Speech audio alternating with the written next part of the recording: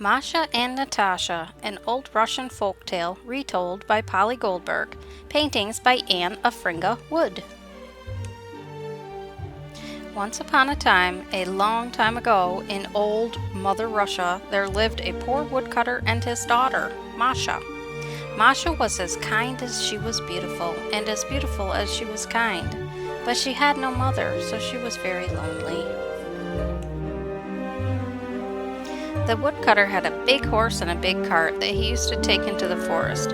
After several days, when he had loaded the cart with logs, he would take them to a sawmill near Moscow, a faraway city, to be sold. So he was gone for many days at a time, and Masha had no one at home for company but a little dog and a little pony. Masha loved her father very much and hated to make him sad, so when he was home, she sang as she worked around the house and in the garden. But he loved Masha as much as she loved him, and he wasn't fooled. One summer day, the woodcutter came home with a new wife and a new daughter. "Look, Masha," he exclaimed, "I have brought you a wonderful surprise. A mother, a sister. I met them in Moscow many months ago, and now I am a married man once again." He picked Masha up and spun her around the room, then hurried to introduce her to her new family. "This is your new mother, and you must call her Mama. This is your new sister, and her name is Natasha. Masha and Natasha, how lovely! You need never be lonely again, my daughter, never again." Masha was happy for herself, but so much more happy for her father. Now he sang when he was home, and as he left for the forest. The new wife sang as she cooked the borscht or tended to the samovar and made tea. Natasha hummed as she mended her stepfather's shirts. Everything seemed to be splendid. However, it wasn't very long before the stepmother and the stepsister showed their true colors. When the woodcutter was home, they were good to Masha and treated her as though they loved her. They smiled at her and called her Mashinka, but as soon as he left for the forest, they behaved cruelly towards her. As the weather turned cold, she found she was expected to do all the work in the house and garden, scrubbing the pots, washing the floors, cleaning out the fireplace, carrying in the wood to be burned, cooking, mending, sweeping. Natasha loved to watch from the window while Masha dug potatoes and horseradish out of the frozen ground. She had to sleep on the hearth and wear rags. It seemed to her that there was 100 times more work than there had been before, and that she was 100 times more lonely. She became thin and sad, but when her father was home, the stepmother and Natasha let Masha wear pretty clothes and sit at the table with them. They pinched her cheeks to make them rosy and allowed her to wash her hair and wear her mother's old scarf, which she loved. But did she complain? No. Because of her love for her father, she pretended that all was well.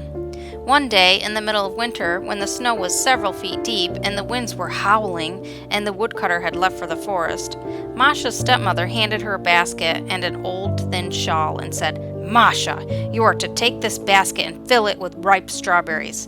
Do not return until the basket is full, or it will go very hardly with you." Masha gasped and looked at Natasha, who was smiling cruelly.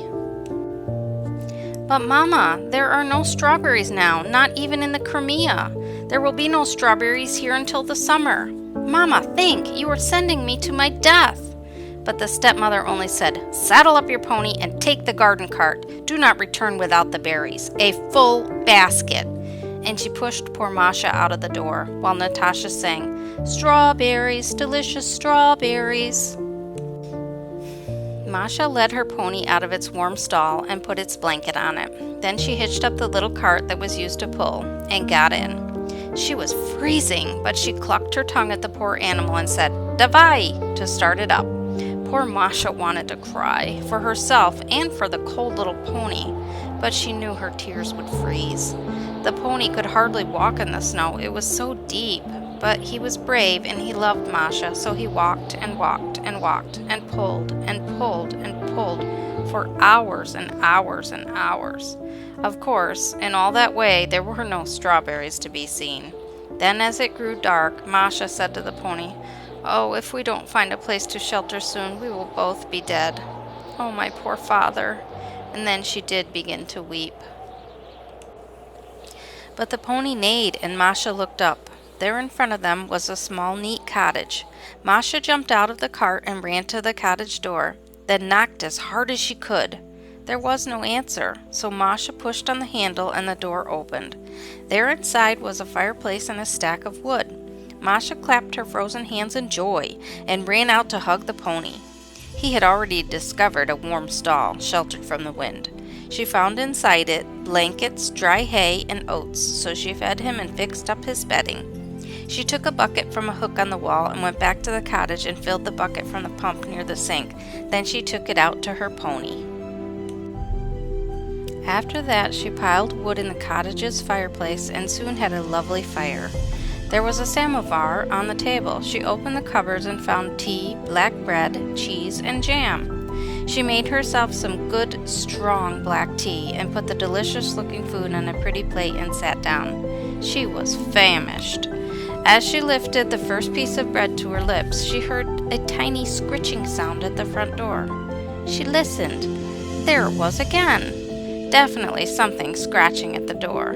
She put down her bread and carefully opened the door a crack. There on the threshold stood a pretty gray mouse, shivering. "Masha, Masha, I am cold, I am hungry, I am thirsty. Will you share your food with me?" "Of course, poor little mouse, come in."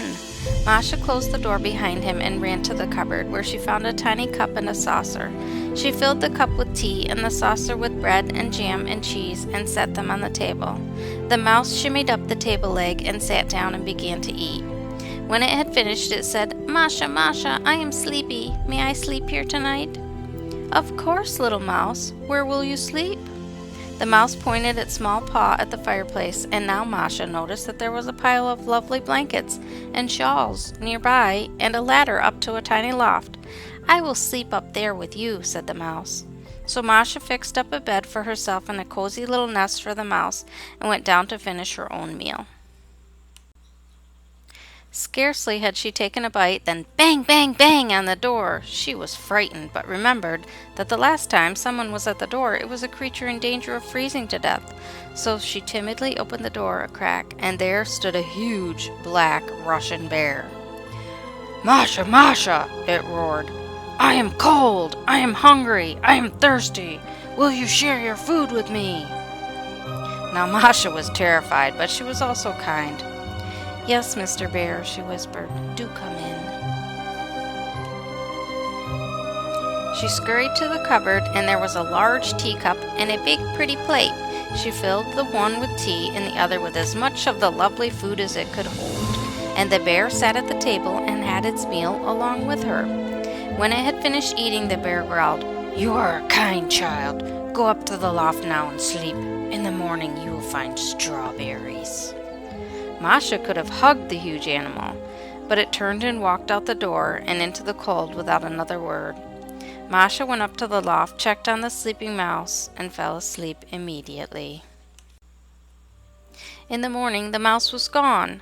Masha was a bit sad, but the bear's promise excited her so much that she rushed through her tea and breakfast. Then she drew water for the pony and went outside to give him breakfast. She went back inside, fixed herself a sandwich of bread and cheese, made sure the fire was out and the samovar empty, and then closed the door carefully behind herself.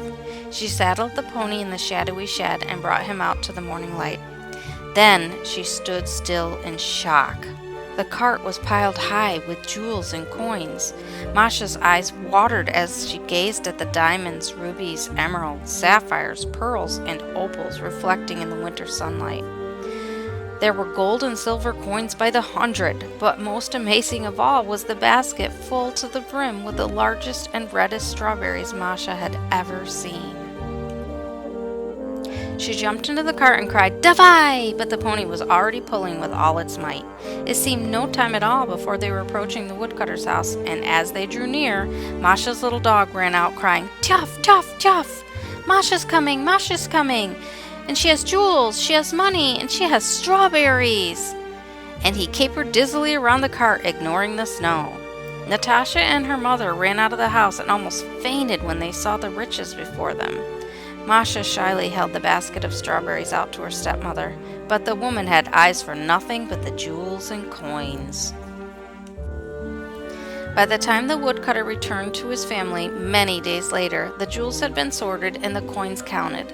Masha had to tell her father her story over and over again, as he could not hear it often enough. He was so proud of her. Natasha and her mother, however, could not bear to hear it. They were plotting. "We cannot live any more without beautiful dresses and shawls," they wailed.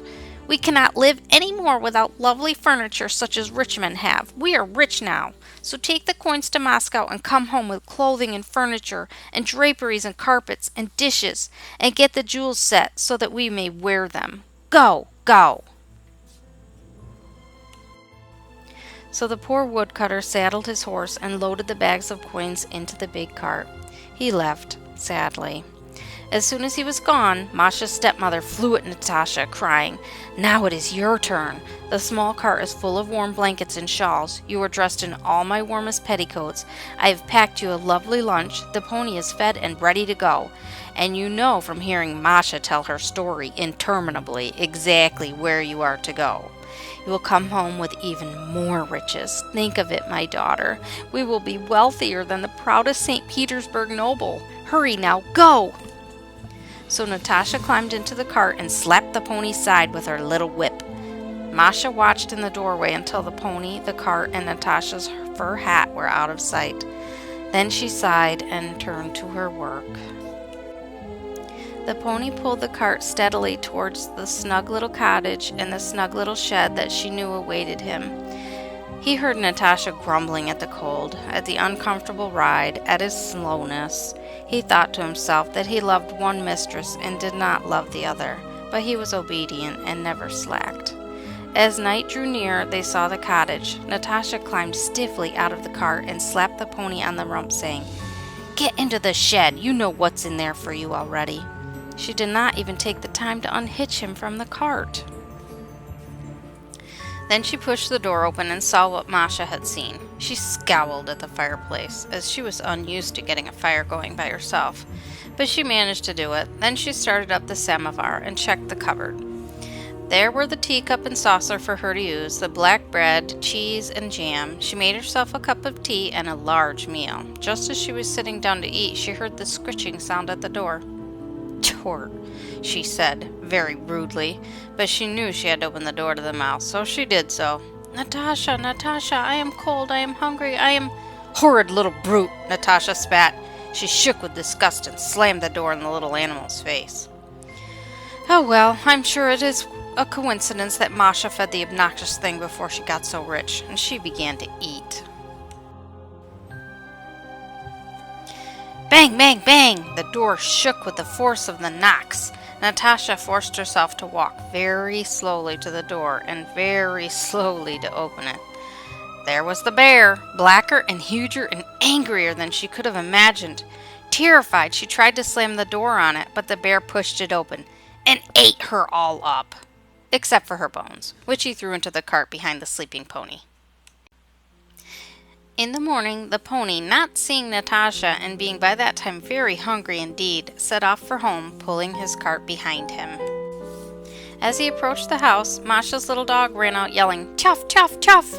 Nakashka's bones are coming! Natashka's bones are coming!" And he ran inside to get Natasha's mother.